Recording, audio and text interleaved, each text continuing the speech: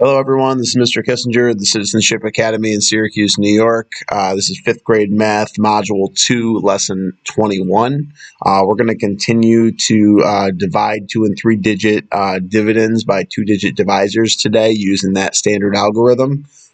So if we look at the top of our page, it should look somewhat familiar. This is what we were doing in lesson 20.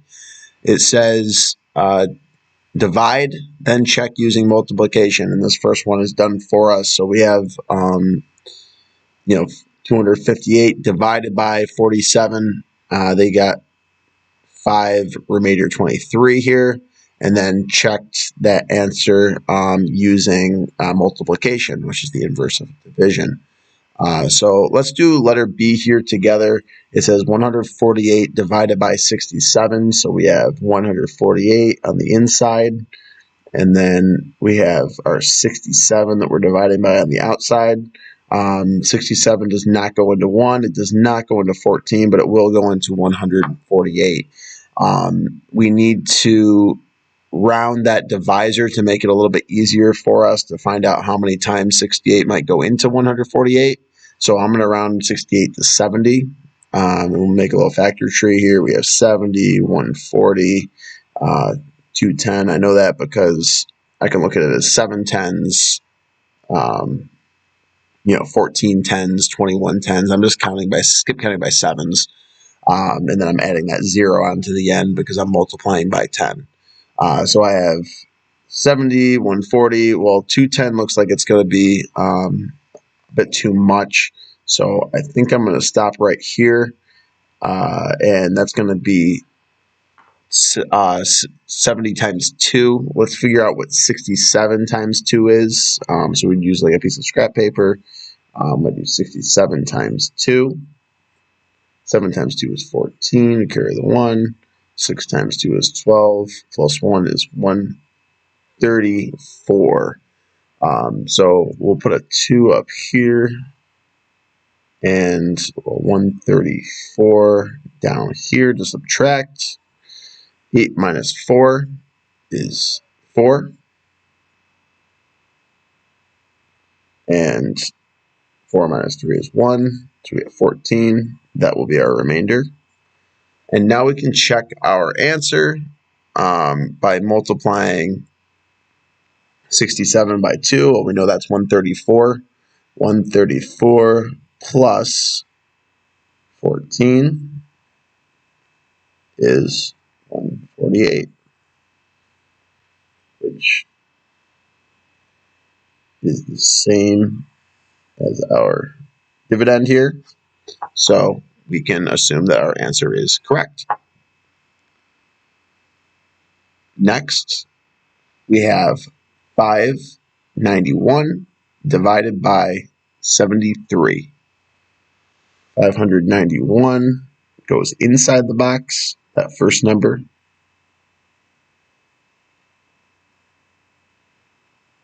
And then divided by 73 on the outside here. I don't know why I wrote 17. That is not 73. All right, 73. And then 73 does not go into 5. It does not go into 59, but it will go into 591. We're not sure how many times.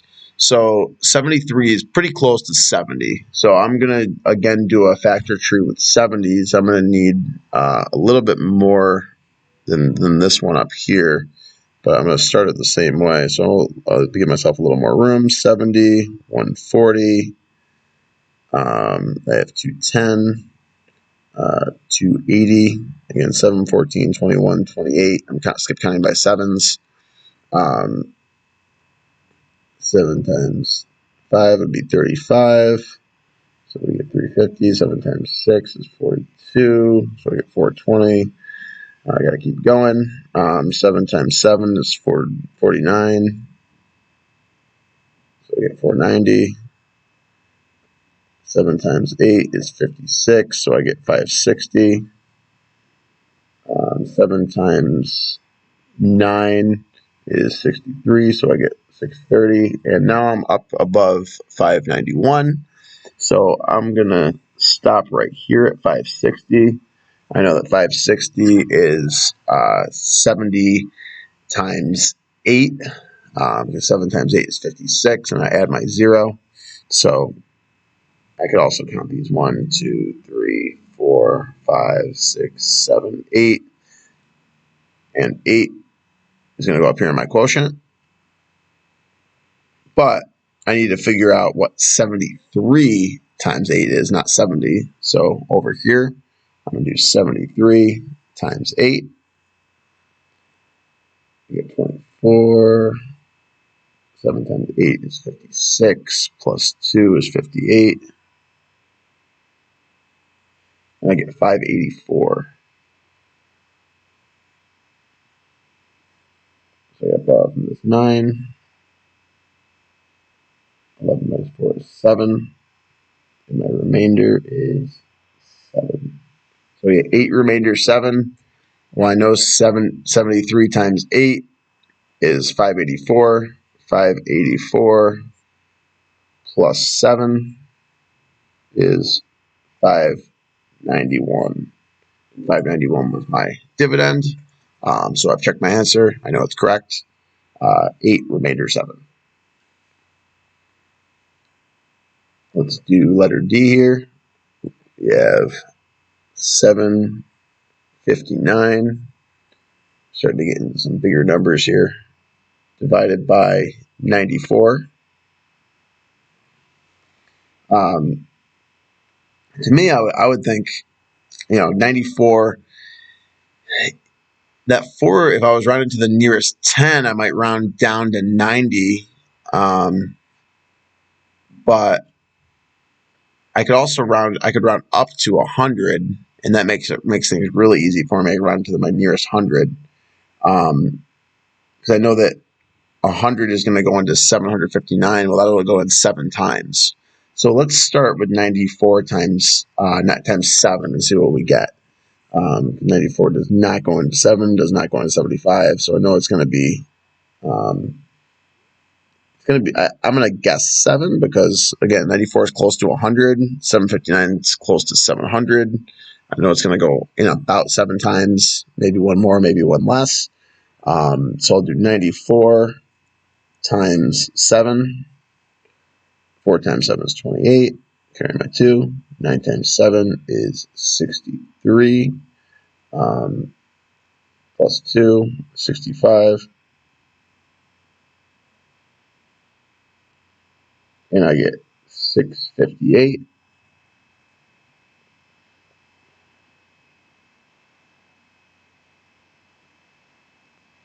And I subtract. And I get 101. So 94 can go into 759 one more time because this number is bigger than 94. Rather than starting over this time, I'm going to show you guys a trick. So I'm going to cross out my 7, and I'm going to add one more 94. And I'm going to say that my quotient is 8 instead of 7. All I need to do now is I just subtract 94.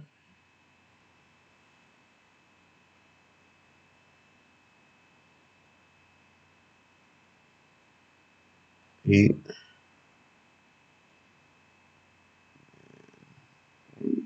11. 11 minus 4 is 7.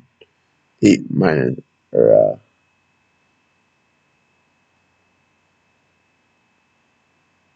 that was 10. That was already supposed to be 9. 9 minus 9 is 0.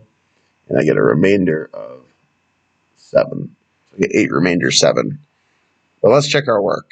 I need to do 94 times 8, which I don't know yet, so I'll do 94 times 8. 4 times 8 is 32. Carry my 3. 9 times 8 is 72. Plus 3 is 75. I get 752. 752 plus 7 equals 759. All right.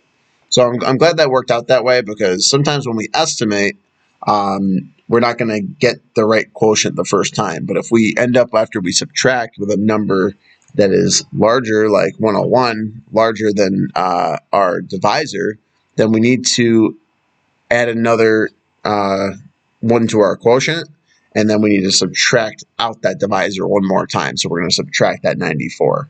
And we'll get a little bit more practice with that as we continue with these division lessons. I want to do one word problem before we finish here. So let's do this first one. We'll do number 3. Assume Mrs. Zhang's car travels 14 miles on each gallon of gas. She travels to visit her niece who lives 133 miles away. How many gallons of gas will Mrs. Zhang need to make the round trip? So let's underline some information. Her car travels 14 miles on each gallon. She travels to visit her niece, who lives 133 miles away. How many gallons of gas will she need to make the round trip?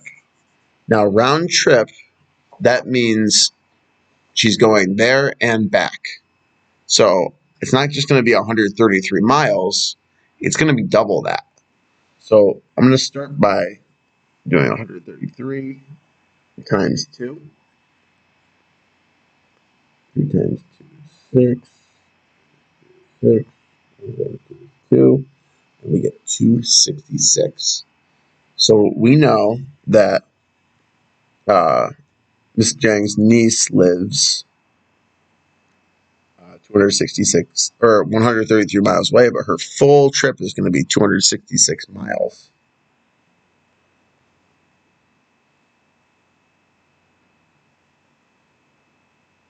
So I'm going to draw a tape diagram here to give myself an idea. I know that this is her whole trip here is 266 miles.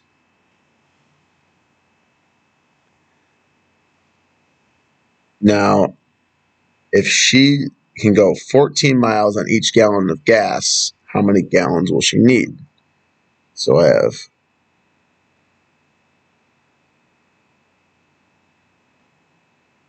14,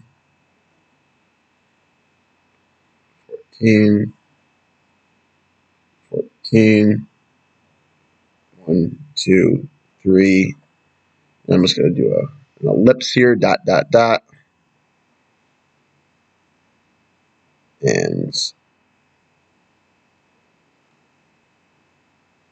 how many gallons of gas will she need? So how many times does 14 go into 266 is what we're asking. So how many 14s do we need to get to 266? Well, now I can identify that this is a division problem. So we'll do 266 divided by 14. Does 14 go into 2? It does not. Does 14 go into 26? It does. So 14 times 1 is 14. 14 times 2 is 28. So I know it only goes in one time. So I'll do 14, 26 minus 14 is 12.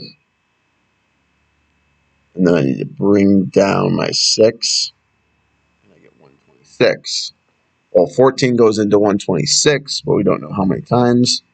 I'm going to estimate now to figure that out. I'm going to round 14. Let's round it down to 10. So I do 10, 20, 30, 40, 50, 60, 70, 80, 90, 100, 110, 120, 130. 1, 2, 3, 4, 5, 6, 7, 8, 9, 10, 11, 12 times it would go in if it was 10. So let's try it times 12. We do 14 times 12. 4 times 2 is 8. 4 times 2 is 2. 0. 4 times 1 is 4. 1 times 1 is 1. And we get 168. All right. So if we do 168, 14 times 12. Okay, we got a number that's larger than 126. So we know that's not going to work. What else could I count by to get to 126? Well, let's see if we did something a little bit closer to 14. What if we did 15s?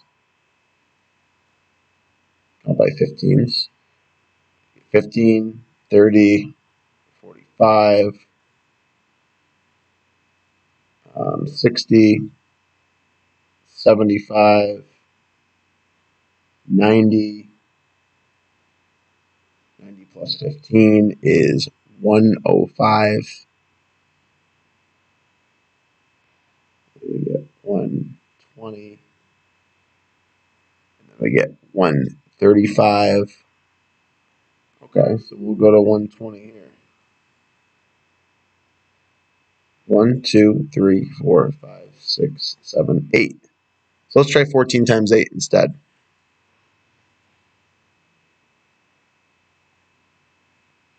8 times 4 is 32. Carry the 3. 8 times 1 is 8 plus 3 is 112. Well, 112 will go into 126.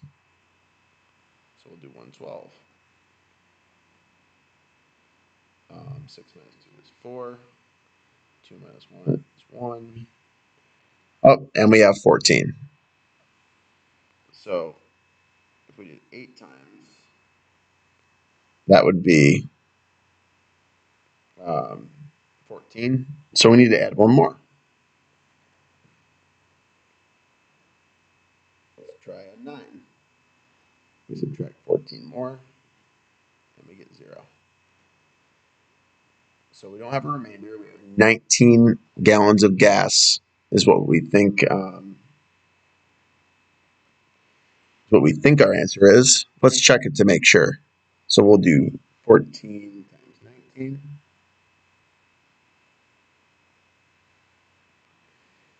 And we will get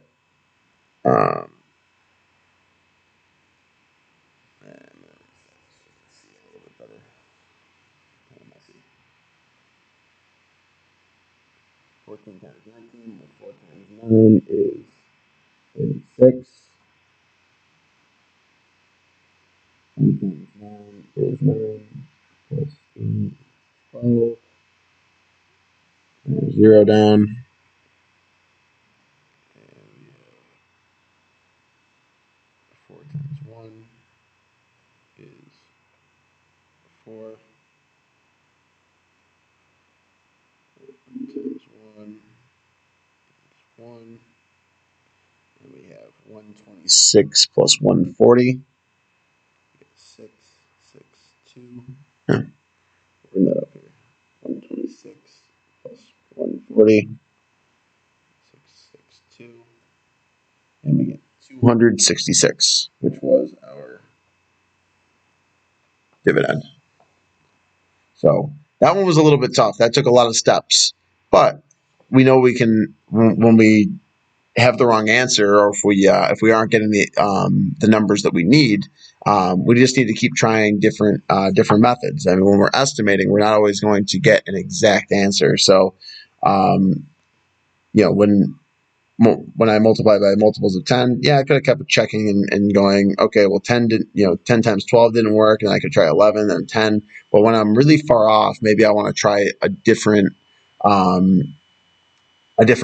factor tree.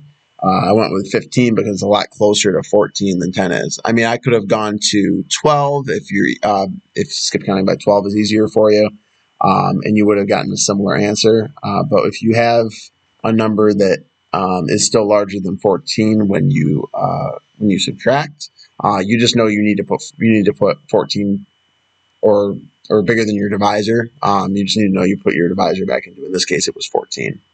So just keep that in mind. You can always change that number in your quotient if it doesn't make sense as you get further down.